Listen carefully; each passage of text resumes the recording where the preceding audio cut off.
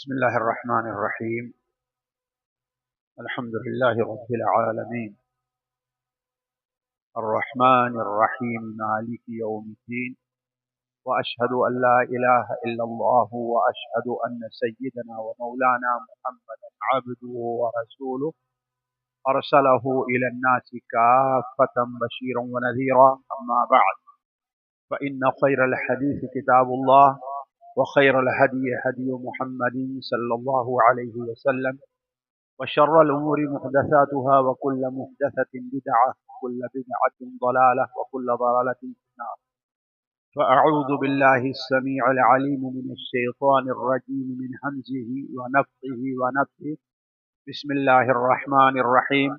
الله الذي خلقكم من ضعف ثم جعل من بعد ضعف قوة ثم جعل من بعد قوة ضعفا وشيبة يخلق ما يشاء وهو العليم القدير. سبحانك لا علم لنا إلا ما علمتنا إنك أنت العليم الحكيم. رب اشرح لي صدري ويسر لي أمري واحلل عقدة من لساني يفقه قولي واحلل عقدة من لساني يفقه قولي. عزیز ساتھیوں اور پیارے بچوں، جیسا کہ آپ چاہتے ہیں کہ یہ کوئی عام جلسہ نہیں، عام تقریر نہیں، بلکہ یہ ایک غور اور فکر کی مجلس ہے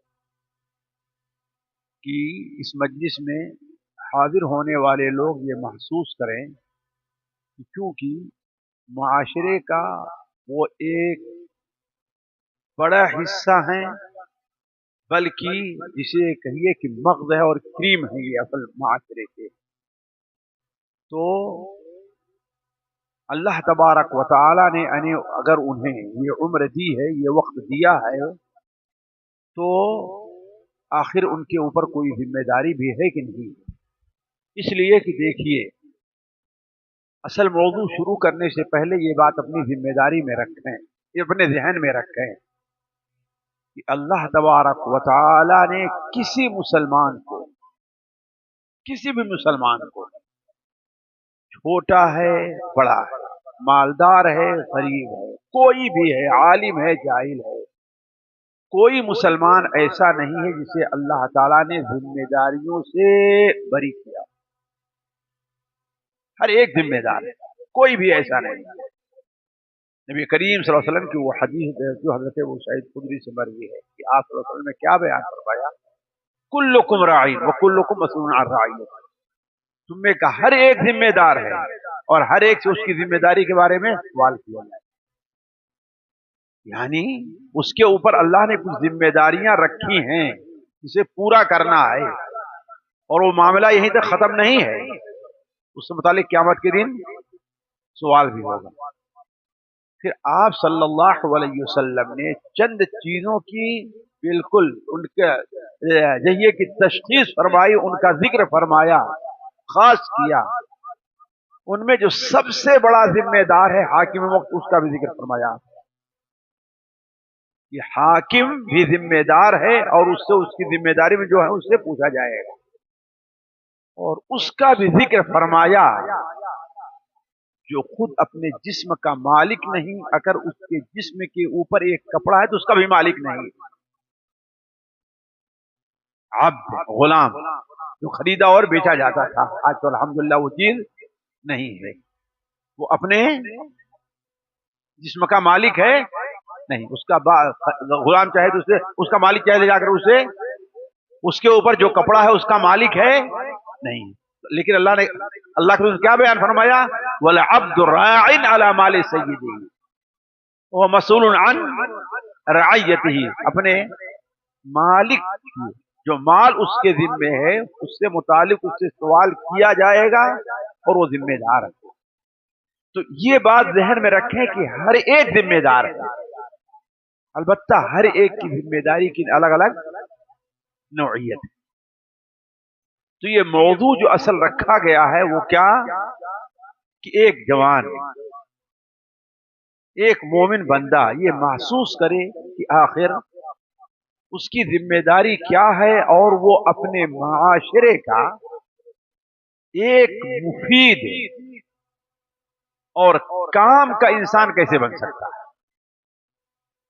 اللہ تبارک و تعالی کی طرف سے اس کے اوپر ذمہ داریاں کیا رکھی گئی ہیں۔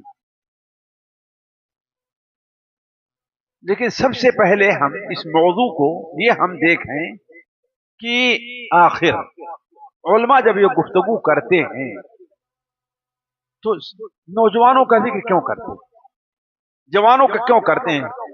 نہیں کیوں نہیں کہتا بھائی بوڑھوں کی کیا ذمہ داری ہے، کوئی نہیں بیان کرتا ہے، بچوں کی ذمہ داری کیا ہے، کوئی نہیں بیان کرتا، لیکن جوانوں ہی کی ذمہ داری سے متعلق کیوں گفتگو اور تقریر ہوا کرتی ہے؟ وجہ اس کی ہے ساتھیوں، کوئی بھی معاشرہ ہے اس کے اندر اچھائی اور برائی کا جو اصل معیار ہے وہ جوان لوگ، نوجوان لوگ، وہی اس معاشرے کی قیادت کر سکتے ہیں۔ اور قرآن مجید میں بھی اس عمر کو اللہ تبارک و تعالی نے قوت اور طاقت کا مرحلہ قرار دیا، جیسا کہ سورہ الروم میں ہے، اللہ تعالیٰ فرماتا ہے اللہ الذی خلقکم من ضعف، اللہ نے تمہیں پیدا کیا تو تم کیا تھے؟ ضعف، کمزور تھے، ثم جعل من بعد ضعف قوہ، پھر اس کمزوری کے بعد اللہ نے تمہیں طاقت دی، ثم من بعد قوت ضعفا وشیبہ، پھر اس قوت کے بعد پھر بڑھاپا اور کمزوری آ جائے۔ تو اللہ تبارک و تعالی نے اس مرحلے کو کیا قرار دیا ہے؟ قوت اور طاقت کا۔ اسی لیے دیکھیں گے کہ نبی کریم صلی اللہ علیہ وسلم نے اپنی حدیثوں کے اندر متعدد جگہ خصوصی طور پر اس عمر کا ذکر فرمایا ہے۔ مثال کے طور پر حضرت عبداللہ ابن مسعود کی وہ حدیث لیجیے جو سنن ترمذی وغیرہ میں، حضرت عبداللہ ابن عباس مستدرک حاکم وغیرہ میں ہے کہ آپ صلی اللہ علیہ وسلم نے ارشاد فرمایا لا تزول قدم عبد، یہ بات میں اس لیے کہہ رہا ہوں کہ آپ اپنی اہمیت کو محسوس کریں کہ اسلام نے اور شریعت نے آپ کو ایک اہمیت دی ہے، عام لوگوں سے ہٹ کر کے آپ کا خصوصی ذکر فرمایا ہے، عام لوگوں سے ہٹ کر کے۔ تو آپ صلی اللہ علیہ وسلم نے ارشاد فرمایا لا تزول قدم عبد، یہ حدیث بار بار آپ لوگ سنتے ہیں لیکن توجہ دیں، کسی بندے کے قدم اللہ کے سامنے سے اس وقت تک نہیں ہٹ پائیں گے، اللہ کے سامنے حاضر ہوگا تو اس وقت وہاں سے ہٹے گا نہیں جب تک کہ اس سے 5 چیزوں کے بارے میں سوال نہ کر لیا۔ پہلی چیز یہ ہے کہ اس نے اپنی عمر کو کہاں گنوایا ہے، وَعَنْ شَبَابِهِ فِي مَا أَبْلَى، حالانکہ عمر میں شباب داخل ہے کہ نہیں داخل ہے؟ جوانی کی عمر ہے، عمر کے بعد خصوصی کا ذکر فرمایا وَعَنْ شَبَابِهِ، اس کا مطلب کیا ہے؟ اگر 10 آدمی یہاں پر موجود ہوں، آپ کہیں بھائی آپ تمام لوگوں کی دعوت ہے، اور کہیں دیکھو فلاں دیکھو تم کو بھی آنا، اس کا معنی کیا ہے؟ آپ نے اس کو خصوصی اہمیت دی ہے نا؟ نہیں، دعوت تو سب کو دلی، خصوصی اہمیت دی اس کو، کسی اور کو نہیں خاص کیا آپ نے، کیوں؟ کسی وجہ سے اس کی اہمیت زیادہ ہے۔ تو اللہ تبارک و تعالی نے جہاں ذکر فرمایا، عمر کا ذکر آیا ہے، لیکن کیا فرمایا؟ وَعَنْ شَبَابِهِ فِي مَا أَفْنَىٰ، اور اس کے بعد اس کا مال کہاں خرچ کیا، کہاں سے کمایا، کہاں خرچ کیا، اس طرف نہیں جانا چاہتا ہے۔ اسی طریقے سے وہ حدیث جو بڑی مشہور حدیث ہے، اور اللہ تعالیٰ کرے کہ ہم اور آپ اس حدیث کے مستحق ٹھہریں، صحیح بخاری اور صحیح مسلم حضرت ابو ہریرہ کی، حضرت ابو سعید خدری کی روایت ہے کہ سبعۃ یظلھم اللہ فی ظلہ یوم لا ظل الا ظلہ، 7 آدمی وہ ہیں جو اللہ تبارک و تعالیٰ کے عرش کے سائے میں ہوں گے اس دن جس دن اللہ کے سائے کے علاوہ کوئی اور سایہ نہیں ہو۔ ان میں کس کا ذکر فرمایا؟ اس سے پہلے شاید آپ نے توجہ نہ دیا ہو، توجہ دی، کس کا ذکر فرمایا؟ امام عادل، ذکر فرمایا نا، انصاف ور امام، رجل قلبہ معلق بالمساجد، رجل قلبہ وہ شخص بندہ جس کا دل مسجد سے لگا ہوا ہے، رجلان تحابا فی اللہ، دو وہ آدمی جو آپس میں اللہ کے لیے محبت کرتے ہیں اور اسی پر ان کی جدائی ہوا کرتی ہے۔ ورجل ذکر اللہ خالیا، اور وہ شخص جس نے تنہائی میں اللہ تعالیٰ کا ذکر کیا اور اس کی آنکھ سے آنسو اللہ کے خوف سے نکل آئے، اور وہ شخص جس کو ایک خوبصورت اور اعلی خاندان کی عورت برائی کی دعوت دیتی اور کیا کہتا ہے ہمیں اللہ سے ڈر لگ رہا ہے، اور وہ شخص جو صدقہ اس طریقے سے چھپا کر کرتا ہے کہ اس کے بائیں ہاتھ کو بھی خبر نہ ہو، اور ساتواں کون ہے؟ شاب نشأ فی عبادت اللہ، وہ جوان جو اللہ تعالیٰ کی، حالانکہ اس کا ذکر رجل قلبہ معلق بالمسجد، جس کا دل مسجد سے اٹکا، وہ جوان بھی ہو سکتا نہیں ہو سکتا ہے کہ نہیں؟ اور وہ شخص جو اللہ کا تنہائی میں ذکر کر جوان بھی ہو سکتا، داخل ہے نا، داخل ہے، لیکن خصوصی طور پر اللہ نے جوانی کا ذکر، اللہ کے رسول نے جوانی کا ذکر فرمایا۔ تو ان دونوں حدیثوں کے اندر آپ دیکھیں تو اس سے معلوم ہوتا ہے کہ اسلام کی نظر میں جوانی کی بڑی اہمیت۔ اس کی وجہ کیا ہے؟ اس کی وجہ کئی ایک ہے۔ پہلی چیز تو یہ ہے کہ انسان شرعی تکالیف جو ہیں ان کا مکلف جوان ہونے کے بعد ہی ہوتا ہے، یعنی اسلام میں جو حلال اور حرام ہے، واجب اور سنت ہے، کیا کرنا ہے کیا رکنا، اس کا مکلف کون ہے؟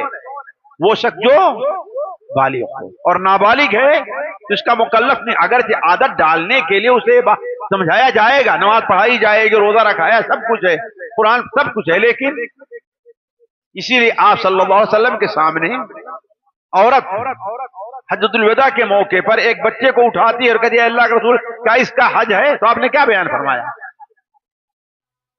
کہا کہ حج تو ہے لیکن اس کو اجر نہیں، اس کا اجر کس کو ملے گا؟ تم کو ملے گا، کیوں؟ وہ مکلف نہیں ہے۔ تو اس عمر کی اہمیت اس لیے بیان کی گئی ہے کہ اس عمر میں بندہ جب جوانی کے مرحلے کو پہنچتا ہے تو اب تکالیف شرعیہ جو ہیں، شرعی ذمہ داری جو ہے اس کا وہ بوجھ اس کے اوپر آتا ہے۔ دوسری چیز، انسانی زندگی کا سب سے مضبوط مرحلہ جس میں انسان کی جہاں جسمانی قوت بڑھتی ہے وہیں ذہنی طور پر فیصلہ کرنے کی بھی قوت زیادہ بڑھ جایا کرتی ہے، یہی جوانی کا مرحلہ۔ اسی لیے اللہ کے رسول صلی اللہ علیہ وسلم نے جب انسان بوڑھا ہو جاتا ہے ساتھیوں تو اس کا ذہن بھی کام کرنا کم ہو جاتا ہے کہ نہیں ہو جاتا ہے کہ نہیں؟ یادداشتیں کمزور ہو جاتی ہیں، فیصلے کے بارے میں وہ کیا ہے، وہ کمزور پڑ جاتا ہے، لیکن جب تک اور بچہ جب تک رہتا ہے تو اس کا کوئی اعتبار ہی نہیں۔ اصل قوت کب پیدا ہوتی ہے؟ اسی لیے حضرت عبداللہ ابن عمر جو ایک جوان صحابی ہیں، ایک جوان صحابی ہیں، صحیح بخاری وغیرہ میں ان کی حدیث ہے کہ ان کے والد نے ان کی شادی ایک عورت سے کر دی، لیکن والد نے دیکھا کہ میرا بیٹا صبح کو نہاتا وہاتا نہیں ہے، اور میری بہو کی زندگی میں عورتیں آتی ہیں نا نئے نئے، تو ہر روز ایک نیا کپڑا، ایک نیا ہوتا ہے نا، محسوس ہوتا ہے کہ ہاں بھائی اس نے غسل کیا ہے یا کچھ وظیفے زوجیت جو ہے وہ ادا کیا ہے دونوں نے، لیکن دیکھا کہ دونوں کی زندگی میں کوئی تبدیلی نہیں ہے۔ ایک باپ ہونے کے ناطے حضرت عمرو بن عاص محسوس کرتے رہے، ایک دن، دو دن، تین دن گزر گیا، کوئی تبدیلی نہیں۔ بیٹا صبح اٹھتا ہے نماز پڑھنے چلا جائے، غسل وغیرہ کچھ کرنا ہی نہیں ہے، پریشان ہوئے تو اچانک ایک دن بہو سے پوچھ لیا، اس لیے کہ کہیں تمہاری طرف سے کوئی رکاوٹ تو نہیں ہے کہ نہیں؟ تو کہتی ہے میں کیا کروں، دن بھر روزہ رکھتے ہیں اور رات ہوئی تو مصلی پہ کھڑے ہو جاتے ہیں۔ یہ دیکھیے یہ جذبہ تھا اللہ کی عبادت کا۔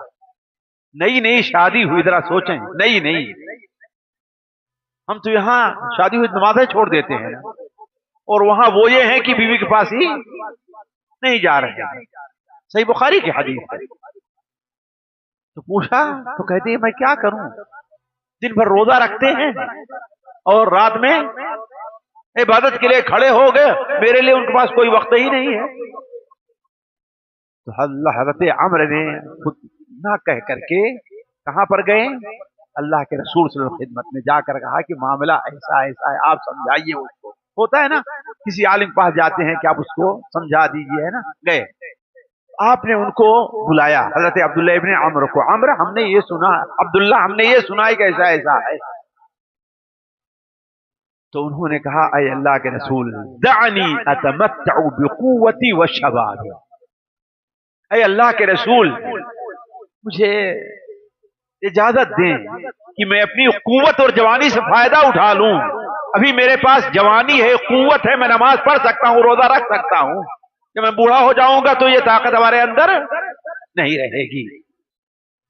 اللہ کل حال حدیث لمبی ہے، پوری حدیث میں نہیں بیان کرتا، صرف یہ بیان کرنے کے لیے انسانی زندگی کا سب سے قوت اور طاقتور مرحلہ کون ہوتا ہے؟ جی جوانی کا ہوا کرتا ہے، اس لیے اس کا ذکر خود فرما. دوسری چیز یہ ہے کہ ہر آدمی اس کو محسوس کرتا ہے کہ جو جوانی کا مرحلہ ہے وہ انسان کے سب سے محبوب مرحلہ، پسندیدہ مرحلہ. ہر بچہ جوان ہونا چاہتا ہے، لیکن کوئی جوان بوڑھا ہونا ہے کہ نہیں؟ جوان ہونا تو چاہتا ہے لیکن بوڑھا ہونا کوئی نہیں چاہتا، چاہتے ہیں بوڑھے ہو جائیں جی. لیکن اللہ نے کچھ ایسی فطرت رکھی ہے کہ بوڑھا چاہے جتنے بال کالے کر لیں، داڑھی چاہے جتنی چھوٹی کر لیں، آپ ہے نا، ہے کہ نہیں ہے؟ چاہے داڑھی جتنی چھوٹی کریں چلائیں، لیکن بوڑھے ہوں گے آپ کہ بچے رہیں گے؟ نہیں بچیں گے، ہے نا. تو انسان کی زندگی کا جو سب سے مرحلہ جسے کہیے گولڈن پیریڈ ہے نا، وہ کون ہے؟ اس کی جوانی ہے. اسی طریقے سے دیکھیے یہی وجہ ہے کہ اللہ تبارک و تعالی جنت میں اپنے فضل سے اللہ ہمیں اور آپ کو جنت دے. آپ دیکھیں گے جنت میں کوئی بوڑھا نہیں ہو، ہے کہ نہیں ہے؟ نہ مرد نہ کوئی بوڑھا نہیں ہوگا. آپ لوگوں کو قصہ امام ترمذی جو اپنے شوائل میں نقل کرتے ہیں، اس بڑھیا کا قصہ آپ جانتے ہوں گے نا، کہ وہ بڑھیا آپ کے پاس آئی تو کہتی ہے کہ اللہ کے رسول دعا کیے کہ میں جنت میں چلی جاؤں. تو آپ نے کہا بوڑھی تو جنت میں نہیں جائے گی. کیا کہا؟ جنت میں بوڑھی تو نہیں جائے گی. اب وہ بیچاری رونا چلانا شروع کیا کہ میں جنتی میں نہیں جاؤں گی. واپس جانے کے بعد آپ نے بلایا، کہا یہاں آؤ. کہا ہم نے یہ کہا کہ تو جنت میں نہیں جائے گی. ہم نے کیا کہا؟ بوڑھی جنت میں نہیں جائے گی. اللہ تبارک تعالیٰ فرماتا ہے انا انشأناہن انشاء فجعلناہن ابکارا، ہم انہیں ایک نئی زندگی دیں گے اور ہر ایک عورت کو دوشیزہ بنا دیں گے. یعنی بوڑھی رہ کر کے جنت کی جوان ہو کر کے جنت میں جائے گی. تو اللہ تبارک و تعالی اسی وجہ سے اس لیے جو اعلان ہوگا ان لکم ان تشبوا ولا تحرموا بعده ابدا، اے جنتیوں اب یہ ہے کہ تم ہمیشہ جوان رہو گے، آج کے بعد سے کبھی تم بوڑھے نہیں ہو. اور ایک چیز اور ہے، ذرا غور کریں، انسان بچپنا کتنے دنوں تک رہتا ہے؟ 18 سال، یعنی 15 سال رکھ لیجئے، 14 سال 15 سال میں جوان. اس لیے کہ علماء کہتے ہیں انسان بالغ کب مانا جائے گا. یہ علم کی بات سن لیں، انسان کے اوپر بالغ ہونے کا حکم کب لگے گا؟ جب اس کے اندر 3 نشانیاں پائی جائیں. تو عورت کے اندر 4 ہے اور مردوں کے اندر 3 ہے. پہلی نشانی یہ ہے کہ اس کو خواب میں یا بیداری میں کیا ہو؟ احتلام. یہ پہلی نشانی. دوسری نشانی کیا ہے؟ اس کے موچ، داڑھی اور شرمگاہ کے ارد گرد کیا ہے؟ کالے بال آنے شروع ہو جائیں، ہے نا. اور تیسری نشانی کیا ہے؟ 15 سال کا، کتنا؟ 15 سال کا ہو جائے. اور عورتوں کے لیے چوتھی نشانی کیا ہے؟ انہیں حیض کا خون آ جائے. یہ 4 نشانیاں ہیں بلوغت کی. تو بلوغت کی عمر سمجھے کہ آپ 14 سال، پہلے 14 سال لے لیجیے، پھر اس کے بعد 14 سے لے کر کے 5 یہ 30 15 20 سے لے کر کے 30 15 40 کتنا ہو گیا؟ یہ 25 سال. 25 سال کے بعد وہ ادھیڑ پن کا مرحلہ آتا ہے. ادھیڑ پڑنا ہے نا، جو تقریباً جوانی ہی میں 40 سال کوئی آدمی اپنے کو بوڑھا، 45 کا کوئی اپنے کو بوڑھا نہیں کہتا ہے کہ نہیں ہے؟ بڑھاپا کب شمار ہوتا ہے؟ 60 کے بعد بھائی بڑھاپا 60 کے بعد شمار ہوتا ہے، ورنہ کتنے لوگ ناراض ہو جائیں گے بھی یہاں پر 45 سال 40 سال کے میں بوڑھا کر دیا، سب سے بڑے شیخ ابراہیم بھی ناراض ہوں گے کہ مجھے بوڑھا کہہ دیا ہے لوگوں نے، ہے کہ نہیں ہے؟ 60 کے بعد، اور آپ نے بیان فرمایا اعمار امتی، میری امت کی جو عمر ہے وہ 60 سے 70 کے درمیان، کم ہے لوگ جو اس سے آگے بڑھیں گے۔ اب اندازہ لگائیں سب سے لمبا مرحلہ کون سا ہے؟ جوانی کا ہے کہ بڑھاپے کا ہے؟ جی جوانی کا ہے سب سے لمبا مرحلہ۔ اس لیے ساتھیوں اس عمر کی قدر ہے، تو آپ اگر اس عمر میں ہیں تو آپ اس کی قدر کریں، اور قدر کا معنی کیا ہے؟ آپ سب سے پہلے یہ سمجھیں کہ آپ کے اوپر اللہ نے ذمہ داریاں کیا رکھی، اللہ نے آپ کے اوپر کیا ذمہ داری رکھی ہے۔ دیکھیے یہ ذمہ داری آپ کی دو طرح کی ہے، ایک ذمہ داری وہ ہے جو اپنے آپ کی ہے، اور ایک ذمہ داری وہ ہے جو اپنے معاشرے اور اپنے مجتمع کی ذمہ داری آپ کے اوپر ہے۔ یہ دو ذمہ داریاں آپ پر بڑی اہم ہیں۔ ایک ذمہ داری وہ جو اپنے آپ کی اپنی ہے، خود اپنی ذات سے متعلق، اور دوسری ذمہ داری کیا ہے؟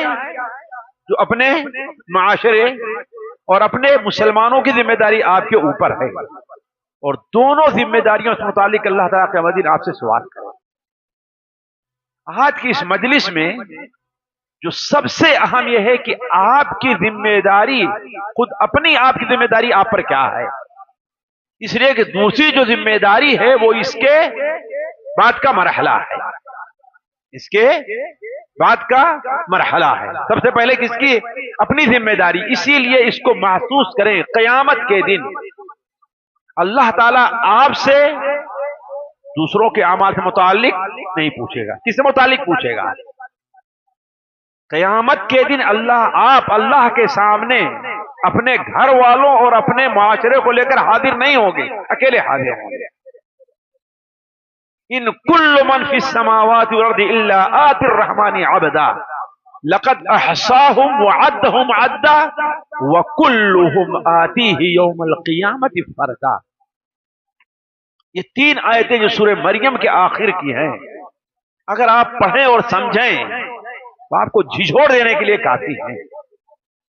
ان کل من فی السماوات والارض، آسمان اور زمین میں جتنا بھی آئے، جو کوئی بھی ہے، الا آتی الرحمن عبدا، اللہ تعالیٰ کے سامنے مجبور اور غلام بن کر کے حاضر ہوگا۔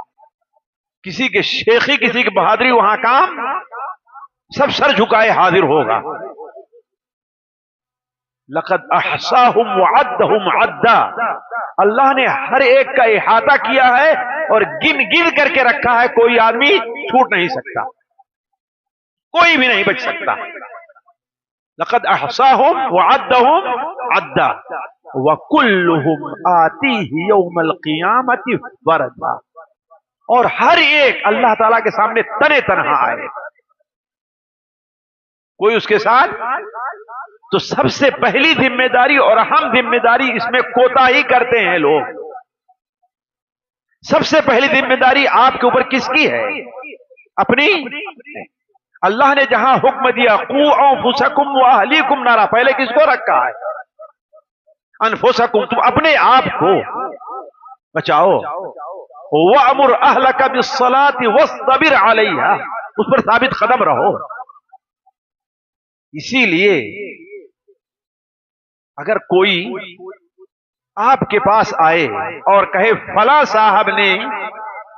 صاحب نے آپ کو سلام بھیجا ہے، تو آپ کیا کہیں گے؟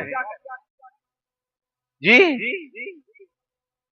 حالانکہ سلام فلاں نے بھیجا ہے اور آپ اس کو سلام تو کہہ رہے ہیں، کس کا؟ کیوں؟ اس لیے کہ جو لے کر سب سے زیادہ اہم ذمہ داری اس کی ہے۔ اسی لیے قرآن میں دیکھ لیجیے حضرت ابراہیم علیہ السلام نے سب سے پہلے اپنے لیے دعا کی، پھر والدین کے لیے دعا کی ہے، رب اغفر لی ولی والدی۔ تو ہر انسان کے اوپر اپنی ذمہ داری کیا ہے؟ وہ سب سے پہلے ہے. اس مجلس میں وہی میں آپ کے سامنے چند نکات میں بات رکھوں گا کہ آپ کے اوپر کیا ذمہ داری ہے اپنی. پھر اس کے بعد انسان معاشرے کی ذمہ داری کا بوجھ اٹھائے گا. تو سب سے پہلی ذمہ داری، بلکہ میں اس ذمہ داری کو صرف اختصار کے ساتھ تاکہ سمجھ میں آئے بات، 3 نکات کے اندر رکھتا ہوں. سب سے پہلی ذمہ داری ان جوانوں کے اوپر، بلکہ ہر مسلمان کے اوپر یہ ہے کہ وہ علم حاصل کرے. بغیر علم حاصل کیے ہوئے نہ اللہ کی صحیح عبادت ہو سکتی ہے، نہ آپ کسی معاشرے کے کامیاب اور مفید فرد بن سکتے ہیں. آپ معاشرے کے لیے مفید بننے کے بجائے آپ مضر ثابت ہوں گے اگر آپ نے پہلے علم حاصل نہیں کیا. تو سب سے پہلے انسان کے اوپر ضروری ہے کہ وہ علم حاصل کرے. اللہ تبارک و تعالی نے نبی صلی اللہ علیہ وسلم کو حکم دیا ہے سب سے پہلے کیا؟ علم ہے. فَعَلَمْ أَنَّهُ لَا إِلَهَ إِلَّا اللَّهُ. اس لیے امام بخاری کہتے ہیں بدا بالعلم قبل العمل، پہلے علم اس کے بعد شروع کیا. اللہ تعالیٰ نے آپ کو جب نبی بنایا تھا سب سے پہلے کیا آپ کو تعلیم دی؟ اقرا بسم ربک الذی خلق الذی خلق الانسان من علق اقرا وربک الاکرم الذی علم بالقلم علم الانسان ما لم یعلم. تو سب سے پہلی ذمہ داری جوانوں کے اوپر کیا ہے؟ آپ اگر چاہتے ہیں کہ آپ معاشرے کے ایک مفید فرد بنے، چاہے جس سلسلے میں، دعوت کے سلسلے میں ہے، خدمت کے سلسلے میں ہے، کسی بھی سلسلے میں ہے، آپ معاشرے کے ایک مفید فرد بننا چاہتے ہیں تو آپ کے لیے ضروری ہے کہ جس میدان میں آپ جانا چاہتے ہیں اس میدان سے متعلق آپ علم حاصل کیجیے. اور یہ بہت کمی ہوتی ہے ساتھیوں ہمارے اندر. مثال کے طور پر ایک شخص دعوت کا کام شروع کر دے اور علم حاصل نہ کرے. اور دعوت کے کام کے لیے علم بہت ضروری ہے. قُلْ هَٰذِهِ سَبِيلِي أَدْعُو إِلَى اللَّهِ عَلَىٰ بَصِيرَةٍ. آپ کہیے یہ میرا راستہ ہے اور اس راستے کی طرف میں دعوت علی وجہ البصیرت دے رہا ہوں. علی وجہ البصیرہ، علی وجہ البصیرہ ہے کیا؟ علماء کہتے ہیں یہ کس بارے میں بصیرت ہے؟ 4 بارے میں بصیرت، 4 بارے میں. بصیرہ فی الدعوہ، بصیرہ فی المدعو، بصیرہ فی کیفیت الدعوہ، بصیرہ فی المدعو الیہ. یہ 4 چیزیں ہیں. یعنی آپ کو دعوت کا علم ہونا چاہیے. دعوت کا علم ہے یعنی کیا معنی ہے دعوت کے علم ہونے سے؟ دعوت کی اہمیت کیا ہے؟ دعوت کی اہمیت کیا ہے؟ دعوت کے فضائل کیا ہیں؟ دعوت کے فوائد کیا ہیں؟ یہ ساری چیزیں انسان کے علم میں آنی چاہیے. اس کو اتنا واضح کروں کہ بہت سے لوگ جو دعوت کا کام کرتے ہیں وہ یہ سمجھ رہے ہیں کہ میں لوگوں پر احسان کر رہا ہوں. آپ ان کے دل سے ٹٹول کے پوچھئے کہ وہ یہ سمجھتے ہیں کہ ہم ان کے ساتھ کیا کر رہے ہیں؟ احسان کر رہے ہیں، ہم بھلی بات بتا رہے ہیں. تو حالانکہ وہ یہ بھول جاتا ہے سب سے پہلے کہ وہ اپنے اوپر ایک واجب ضروری چیز ہے اس کو ادا کر رہا ہے. احسان کا مرحلہ کب آ رہا ہے؟ بعد میں آ رہا. اگر آپ کسی کو زکات دے رہے ہیں تو احسان کر رہے ہیں. زکات تو آپ کو واجب ہے ادا کرنا نا. احسان کا مرحلہ بعد میں آئے لیکن پہلے کیا ہے وہ؟ جی واجب ہے. تو دعوت کا جب آپ کام کر رہے ہیں کہ دعوت کا کام آپ کے اوپر واجب ہے. یہ آپ اپنا فریضہ ادا کر رہے ہیں. یہ نہ سمجھے کہ ہم لوگوں پر احسان کر رہے ہیں.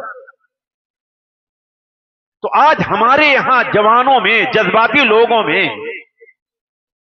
چاہے مولوی کی شکل میں ہے کسی بھی شکل میں ہے، یہ بنیادی غلطی ہے کہ انہوں نے دعوت کے بارے میں بصیرت حاصل نہیں کی. تو ضروری ہے کہ بصیرہ فی الدعوہ یعنی دعوت کا علم ہونا چاہیے. دوسری بات یہ ہے جس چیز کی دعوت دی اس کا علم ہمیں ہونا چاہیے. بعض لوگ بعض چیزوں کی طرف دعوت دیں گے اس ناحیے سے گویا وہ توحید سے بھی بڑی واجب چیز ہے، حالانکہ وہ کیا ہے، ایک نوافل کاموں میں سے ایک نفل کام ہے. اس کی مثال میں دوں، ابھی آپ سب میں کھڑے ہوئیے، اگر اہل حدیث سے مجلس میں اگر آپ پیر نہیں ملاتے ہیں آپ تو آپ کی خیر نہیں ہے کہ نہیں ہے، آپ کی خیر. بلکہ دلی میں ایک مسجد تھی، وہ کیا کہتے تھے، بھائی دیکھو اگر پیر ملانا جہاں کھڑے ہو ورنہ جاؤ کسی اور مسجد میں نماز پڑھو.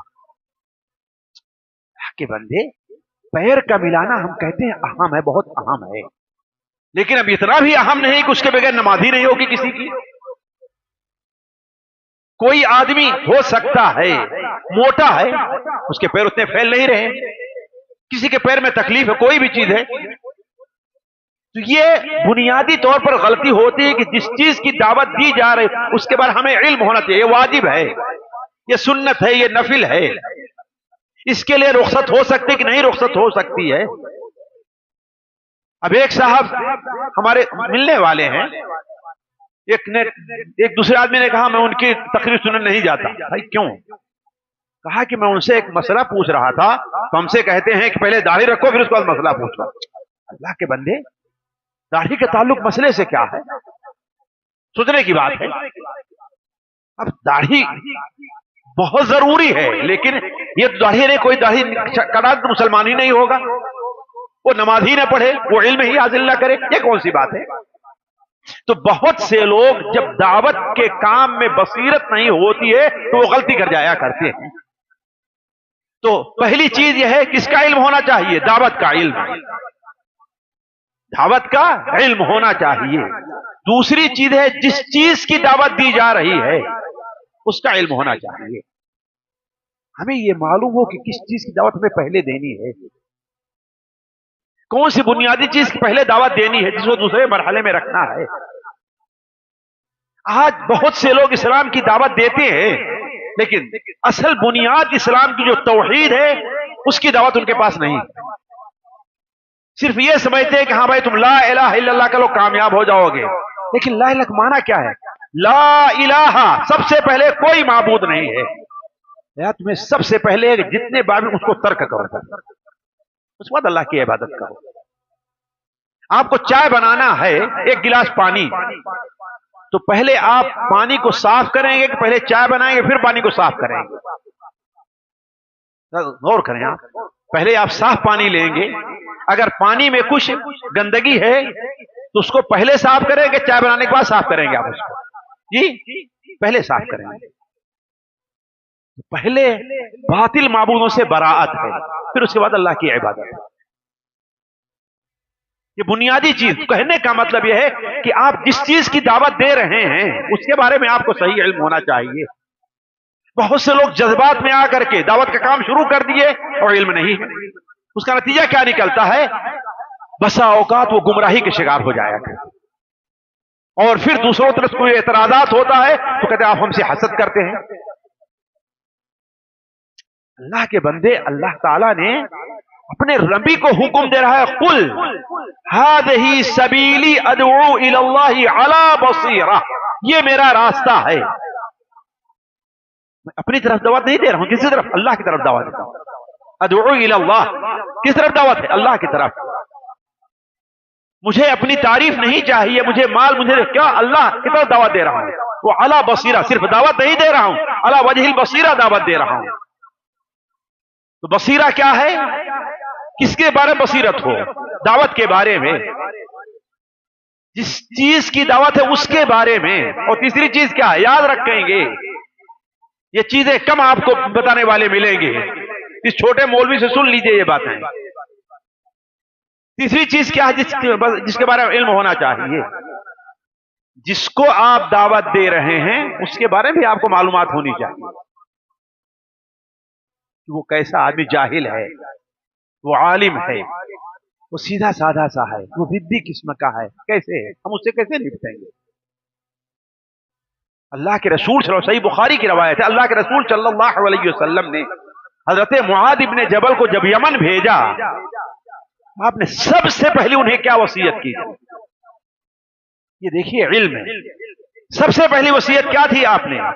انک تأتی قوما من اہل الکتاب، تم ایسی قوم کے پاس جا رہے ہو جو اہل کتاب ہے. اب تک تمہارا معاملہ مشرکین سے رہا، جن کے پاس کوئی علم نہیں ہے، وہ اہل علم ہے، ان پر اعتراض بھی کر سکتے ہیں. تأتی قوما من اہل الکتاب، لہذا ان سے نپٹنے کی تیاری کر لو. پھر آپ نے فرمایا اولا ما تدعوہم الیہ التوحید یوحد اللہ، تو سب سے پہلے انہیں یہ دعوت دینا کہ وہ اللہ کو ایک مانے. یعنی آپ نے پہلے کیا بتایا ان کو؟ کہ تم، وہ کہنے اہل کتاب ہیں، تو جس کو ہم دعوت دے رہے ہیں ہمیں اس کا بھی علم ہونا چاہیے، ضروری ہے. اور چوتھی چیز کیا ہے؟ چوتھی چیز کس کا علم ہے؟ ہمیں دعوت ہم کیسے کریں اس کا علم ہونا چاہیے. دعوت کا کام ہم کیسے کریں؟ یاد کریں گے 4 چیزیں. دعوت کا علم، مدعو جس کو دعوت دے رہے ہیں اس کا علم، جس چیز کی دعوت دے رہے ہیں اس کا پورا علم ہونا چاہیے ہمیں، اور چوتھی چیز ہم کیسے دعوت دیں ہمیں اس کا علم ہونا چاہیے. اللہ تعالیٰ نے نبی صلی اللہ علیہ وسلم جہاں دعوت کا حکم دیا ہے وہاں اسلوب دعوت کا بھی حکم دیا ہے. ادعو الی سبیل ربک بالحکمت والموعظۃ الحسنۃ وجادلہم باللتی ہی احسن. اللہ اسلوب بھی سکھا رہا ہے. لقد کان لکم فی رسول اللہ اسوۃ حسنہ، اسوہ حسنہ کے ذریعے دعوت. تو کہنے کا مطلب یہ ہے کہ یہ ضروری یہ ہے کہ انسان، ایک جوان جو اپنے معاشرے کا ایک مفید فرد بننا چاہتا ہے، اس کے لیے سب سے پہلے کیا ہونا چاہیے؟ اسی لیے اللہ کے رسول صلی اللہ علیہ وسلم نے جوانوں کے علم حاصل کرنے کی طرف خصوصی توجہ دلائی، اور آپ ان کا خصوصی اہتمام فرماتے تھے جوانوں کے لیے. اور یہی وجہ ہے کہ آپ دیکھیں گے کہ جوان جتنا حدیثوں کے روایت کرنے والے جوان صحابی ہیں، بوڑھے صحابہ نہیں ہے کہ نہیں شیخ؟ حدیثوں کو روایت کرنے والے جتنا جوان صحابہ ہیں اتنے بوڑھے صحابہ نہیں ہیں. یہ اللہ کے رسول کی تعلیم کا اثر تھا. صحیح مسلم کے اندر روایت ہے، حضرت عقبہ ابن عامر بیان کرتے ہیں کہ اللہ کے رسول صلی اللہ علیہ وسلم جبکہ ہم صفہ میں فجر کے بعد بیٹھے ہوئے تھے. صفہ جو ایک چبوترا آپ نے بنوا دیا تھا مسجد نبی کے دائیں، اس طرف قبلہ ہو تو بائیں طرف بنوا دیا تھا، اور اگر قبلہ پیچھے ہو تو دائیں طرف، آج بھی وہ جگہ ہے، بنوا دیا تھا. اس میں وہ صحابی جن کا کوئی گھر نہیں تھا، جن کا کوئی ٹھکانہ نہیں تھا، وہ اسی پہ آ کر کے سوتے تھے اور رہتے تھے، وہیں پر کھانا ان کو ملتا تھا. صفہ یہ پہلا اسکول تھا، پہلا مدرسہ، پہلی یونیورسٹی تھی جو اللہ کے رسول نے قائم کیا ہے. تو کہاں ہم لوگ وہاں پر بیٹھے ہوئے تھے، آپ ہمارے پاس تشریف لے آئے. یہ دیکھیے علم. کہا ایکم، تم میں کا کون ہے جو بتہان یا عقیق جائے اور وہاں سے 2 اونٹنیاں جو موٹے کوہان والی ہوں لے کر کے آئے. وہ اونٹنیاں نہ چوری کی ہوں گی نہ ڈاکہ کی ہوں گی، کسی کی لوٹی ہوئی، یعنی اس کے لیے بالکل حلال ہے. صحابہ نے کہا اے اللہ کے رسول صلی اللہ علیہ وسلم کلنا نحب، ہم نے کہا ہر آدمی یہ چاہتا ہے. تو آپ صلی اللہ علیہ وسلم نے بیان فرمایا اس مسجد میں بیٹھ کر کے اگر کوئی آدمی ایک آیت سیکھتا ہے تو اس کے لیے 1 اونٹنی سے بہتر ہے، 2 آیتیں سیکھتا ہے تو 2 اونٹنی سے بہتر ہے، 3 آیتیں سیکھتا ہے 3 اونٹنی سے بہتر ہے، 4 سیکھتا ہے 4 اونٹنی سے بہتر ہے، اور جتنی آیتیں سیکھے گا اتنی اونٹنیوں سے بہتر ہوگا اس کے. عقبہ ابن عامر ان کے ساتھی جوان صحابی. تو اللہ کے رسول صلی اللہ علیہ وسلم نے جوانوں کو علم حاصل کرنے کی طرف خصوصی آپ نے توجہ دلائی ہے. حضرت عبداللہ ابن عباس جوان تھے نا، ان کی عمر صرف 15 سال 12 سال 15 سال تھی جب اللہ کے رسول کا انتقال ہوا ہے. لیکن اللہ کے رسول صلی اللہ علیہ وسلم نے انہیں جو تعلیم دی تھی کہ اپنی تفسیر سے دنیا کو بھر دیا، اور آپ نے کہا تھا اے اللہ تعالیٰ اسے تفسیر کی تعلیم دے، تو خیر تفصیل نہ جائے اختصاصات، تو پہلی چیز کیا ہے جس کا اہتمام ہونا چاہیے ساتھیوں؟ جی جوانوں کو کس کا اہتمام کرنا چاہیے؟ اب جس میدان میں وہ جا رہا ہے، جہاں تک کے لیے ایک شخص ہے وہ دعوت کے کام میں نہیں لگتا، وہ تجارت کے کام میں لگ رہا ہے، تو اسے تجارت کے بارے میں علم حاصل کرنا چاہیے، ہے کہ نہیں؟ یہ نہیں کہ دکان کھول کر کے بیٹھ گیا، حرام حلال کوئی پرواہ نہیں۔ سنن ترمذی میں حضرت عمر بن خطاب رضی اللہ عنہ کی روایت ہے کہ بازار میں کھڑے ہوئے اور کہا میرے اس بازار میں کوئی وہ آدمی دکان نہ کھولے جس کو حلال اور حرام کا علم نہیں۔ سنن ترمذی اٹھا کر دیکھ لیں، حضرت عمر نے کیا کہا؟ ہمارے اس بازار میں وہ شخص اپنی دکان نہ لگائے جسے حلال اور حرام کا علم نہیں۔ ایک جوان ہے، وہ اپنے آپ کو انجینئرنگ طرف لے کے جانا چاہتا ہے، میڈیکل طرف لے کے جانا چاہتا ہے، تو وہاں جن چیزوں کی ضرورت ہے اس کا علم دینی طور پر اس کا علم وہ حاصل کرے، تو جو بھی جس دعوت کے میدان میں جانا اس کا علم حاصل کرے، لیکن جوانوں پر سب سے زیادہ ضروری ہے وہ کیا کرے؟ وہ علم حاصل کرے۔ دوسری چیز ساتھیوں، علم کے بعد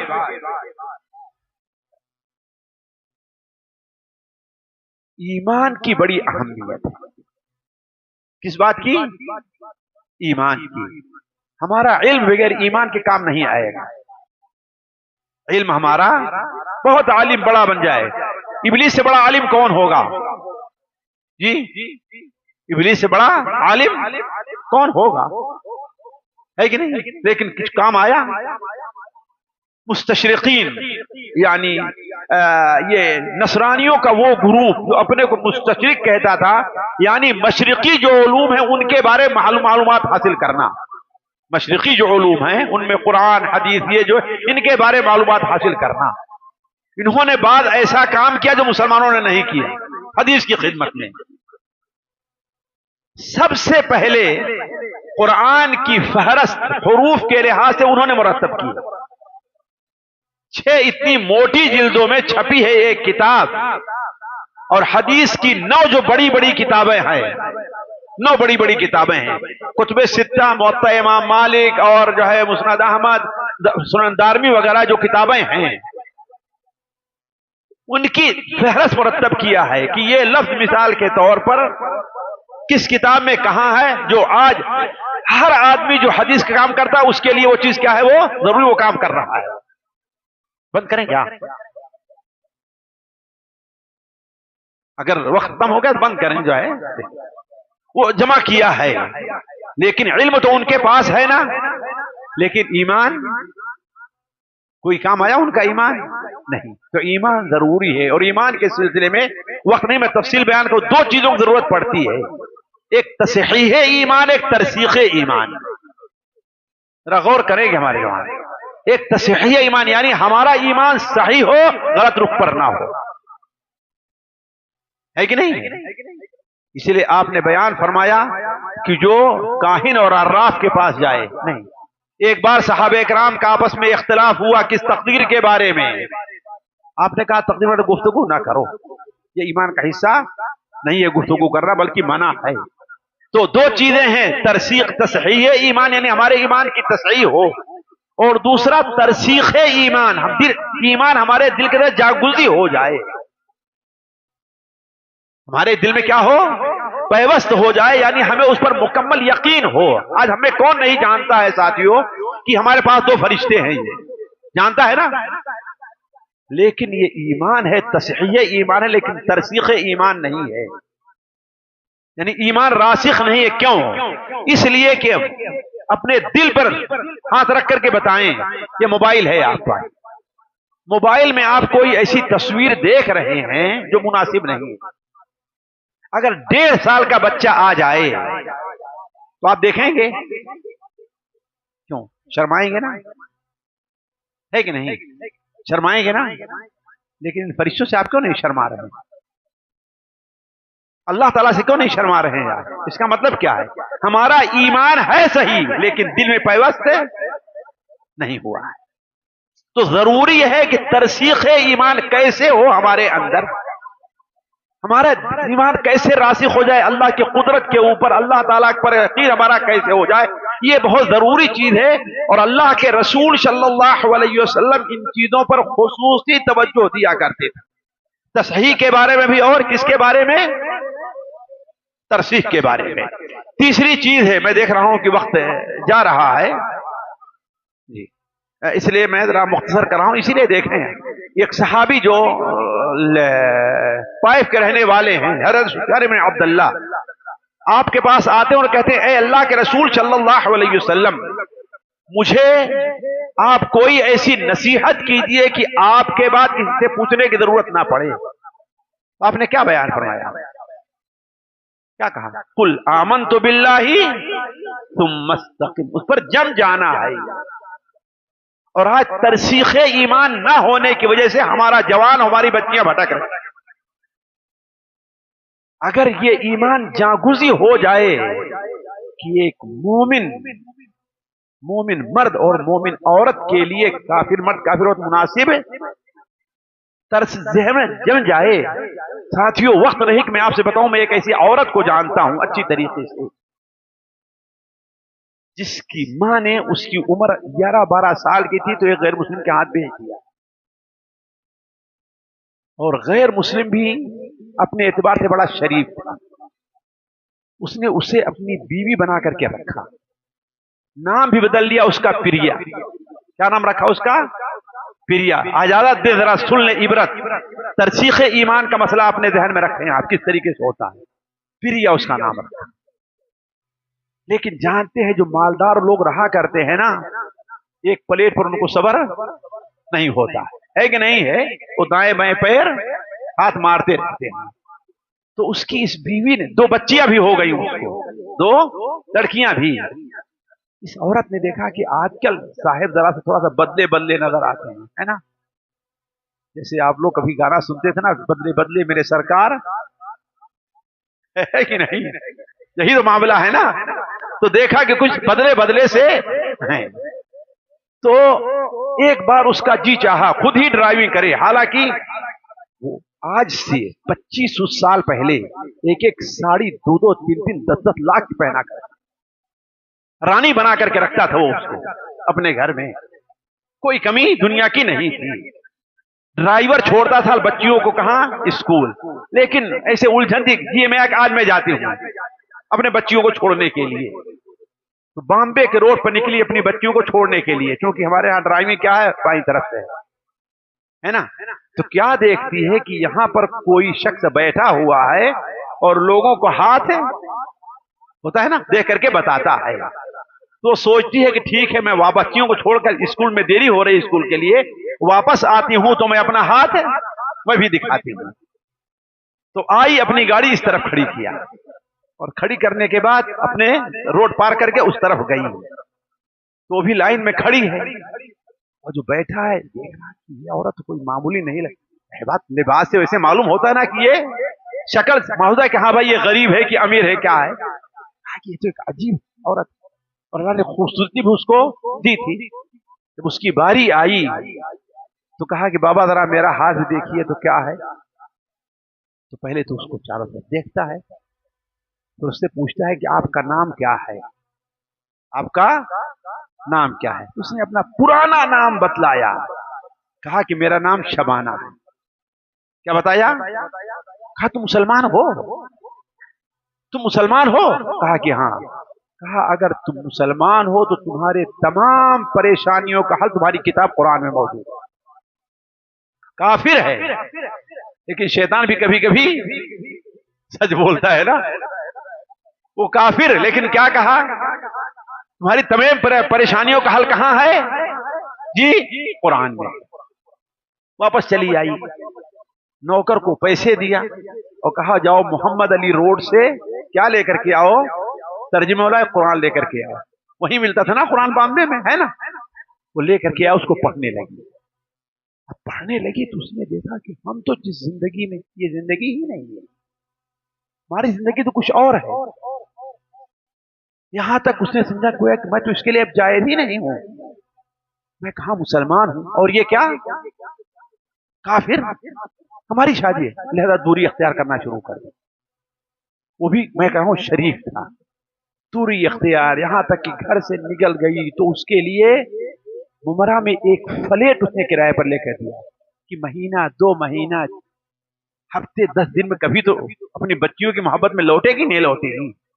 وہ جا کر کے رہنے لگی اور 10,000 مہینے کا خرچ اس کو دینے لگی۔ ذرا دیکھیں، آج سے 15-20 سال پہلے اچھے اچھے مدرسین کی 10,000 تنخواہ نہیں رہتی، دینے لگا۔ اور ذرا سا سر میں درد ہو، ڈرائیور فوراً جائے اسے ہاسپٹل لے کر کے جائے اور ٹیلی فون کرے، پریا آ جاؤ، تمہاری بچیاں ہیں، جو کہو گی میں مانوں گا سب کچھ، لیکن تم کافر ہو میں مسلمان ہوں تو میرے لیے جائز نہیں۔ یہ جب اللہ تعالیٰ کسی کے دل میں ایمان کو بیٹھا دے نا، آہستہ آہستہ اسے میرے بھائی کا پتہ مل گیا، اور میرے بھائی اللہ نے عجیب ان کے دل کی صفائی ہے کیا ہے، اللہ نے عورتوں میں عجیب ان کو مقبولیت دی ہے۔ اگر وہ پیر ہوتے نا تو بہت آگے بڑھ جاتے، اگر پیر ہوتے بہت آگے بڑھ جاتے، عجیب مقبولیت دی۔ آئی انہیں اپنا ابو بنا لیا اس نے، بھابھی کو ہمارے اپنی، آئے وہاں سے 2 دن 3 دن رہ جائے۔ بھابھی بتاتی ہیں رات کو کبھی اٹھ کے بیٹھ جائے اور کہے اے اللہ تو اس کمزور عورت کو کتنا آزمائے گا، کب اس کے اوپر جو ہے مشکل حل ہوگی۔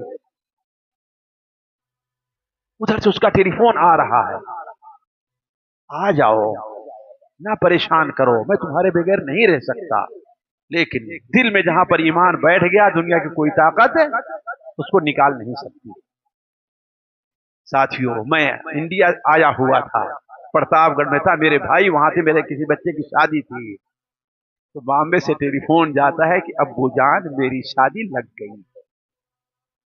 ایک مولوی عالم مفتی سے اس کی شادی ہو جایا کرتی ہے، آج بچے بھی ہو گئے، وہاں زندگی بسر کر رہے ہیں۔ تو یہ ہے ترسیخ ایمان کی دل میں ایسا جاگزی ہو جائے تو جوانوں کے لیے دوسروں چیزیں ہیں، صرف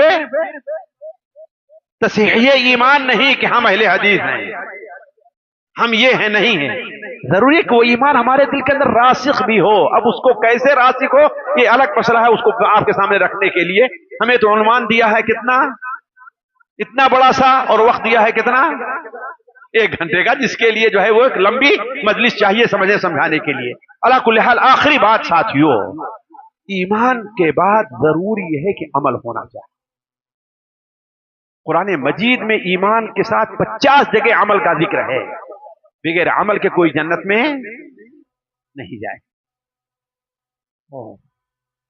ایک صحابی بشیر ابن خصاصیہ ہیں، وہ آپ کے پاس تشریف لے آئے اور بیعت کرنے کے، اے اللہ آپ سے بیعت کرنا چاہتا ہوں، تو آپ نے ان سے بیعت کیا کہ ہاں اللہ پر ایمان لے آؤ، اللہ کے رسول کو مانو، غیر اللہ کی عبادت کا تم انکار کرو، نماز پڑھو، روزہ رکھو، زکات دو، جہاد پر جاؤ، حج کرو، 6 چیزوں کا ان سے اللہ کے رسول نے ان سے بیعت کی۔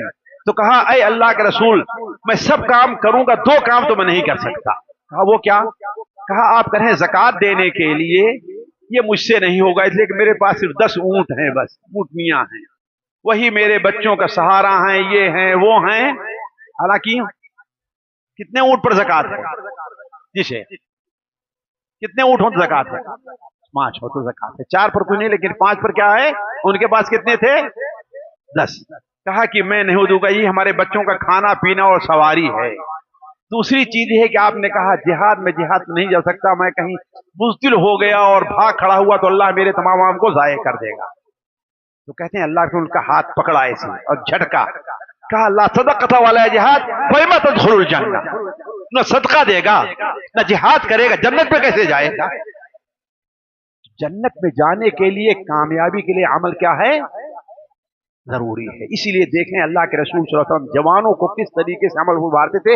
ایک حدیث بیان کر کے میں اپنی بات ختم کرتا ہوں، ایک حدیث یہ حدیث حضرت ابو ذر کہتے ہیں، ان کے بارے میں بھی ہے، حضرت ابو درا، تینوں کے بارے میں ہے، اور صحیح بخاری وغیرہ ہر جگہ پر ہے۔ حضرت ابو ہریرہ کہتے ہیں جو جوان صحابی ہیں، حضرت ابو ذر جو جوان صحابی ہیں، کہتے ہیں اوسانی خلیلی بثلاث، اور ہمارے ساتھی یہ تین چیزیں لے کر کے جائیں، کچھ اور نہیں تو تین چیزیں لے کر کے جائیں۔ اوسانی خلیلی بثلاث، میرے خلیل نے، میرے محبوب نے مجھے تین باتوں کا حکم دیا ہے، اسے کبھی بھی نہیں چھوڑوں گا۔ حضرت ابو ہریرہ کہتے ہیں میں اسے نہ سفر میں چھوڑوں گا نہ حضر میں چھوڑوں گا، اور تینوں باتیں واجبات میں سے نہیں ہیں، لیکن جوانوں کی تربیت کے لیے عمل کا پابند بنانا انہیں بہت ضروری ہے۔ ضروری یہ ہے، دوسروں کی خدمت کے لیے پہلے اپنی خدمت کرو تم۔ وہ عمل کیا ہیں؟ تین چیزیں۔ پہلی چیز یہ ہے کہ سونے سے پہلے وتر پڑھ لینا، یعنی وتر تمہاری ضائع، وتر سنت ہے، واجب واجب ہے، سنت ہے نا، وتر چھوڑنا نہیں۔ دوسری چیز، چاشت کی 2 رکعت نماز ضرور پڑھنا، چاشت کے وقت 2 رکعت نماز ضرور پڑھنا۔ یہ واجب ہے کہ سنت ہے؟ واجب نہیں ہے نا، لیکن اللہ کے رسول نے وصیت کی، یہ عمل کا پابند بنانا ہے۔ اور تیسری چیز کیا ہے؟ جی شاید ہی ہم میں کا کوئی اس کے اوپر عمل کرتا، عادت بنا لیجیے آج سے، ہر مہینے 3 دن کا روزہ ہے۔ کیا چیزیں ہیں؟ ہر مہینے، آج یہ سنت ایسی ہے جو مولوی حضراتوں نے بھی چھوڑ دیا، ہر مہینے 3 دن کا روزہ، اس لیے 3 دن کا روزہ رکھا گویا پورے مہینے کا روزہ رکھا۔ تو اللہ کے رسول صلی اللہ علیہ وسلم اپنے جوان صحابہ کی تربیت عمل پر کیا کرتے تھے۔ حضرت عبداللہ ابن عمر سے مطابق نعم العبد عبد اللہ لو کان یقوم اللیل، عبداللہ بڑا اچھا آدمی ہے لیکن کب ہے؟ بڑے اچھے بچے ہیں آپ، لیکن کب ہے؟ لو کان یقوم اللیل، اگر رات کا قیام کرے تو وہ، تو دوسروں کی اصلاح سے پہلے تہجد کا پابند بننا انسان کے لیے کیا ہے؟ وہ ضروری ہے، اس سے طاقت ملتی ہے۔ تو کہنے کا مطلب یہ ہے کہ یہ بنیادی طور پر جوانوں کی یہ 3 ذمہ داری اپنے تئیں ہیں، اپنے اوپر۔ پہلی چیز کیا ہے؟ یاد رہے گا، علم ہے۔ دوسری چیز کیا ہے؟ ایمان کی تصحیح اور ترسیخ ہے۔ اور تیسری چیز عمل ہے۔ یہ 3 چیزیں بنیادی ہماری ذمہ داری جو ہمارے اوپر ہوتی ہیں، پھر اس کے بعد دوسرے کا مرحلہ آتا ہے۔ اللہ تعالیٰ سے دعا ہے کہ اللہ تعالیٰ ہمیں اور آپ کو علم و عمل کا پابند بنائے، اللہ تعالیٰ ہمیں اور آپ کو معاشرے کا ایک کامیاب فرد بنائے۔ اللہ تبارک و تعالیٰ ہمارا اور آپ کا یہاں پر جمع ہونا قبول فرمائے، یہاں جمع ہونے کی برکت سے اللہ تعالیٰ ہمیں اور آپ کو اپنے دین کی خدمت کے لیے اللہ تعالیٰ چن لے۔ سبحانک اللہم و بحمدک، اشہد ان لا الہ الا انت، استغفرک۔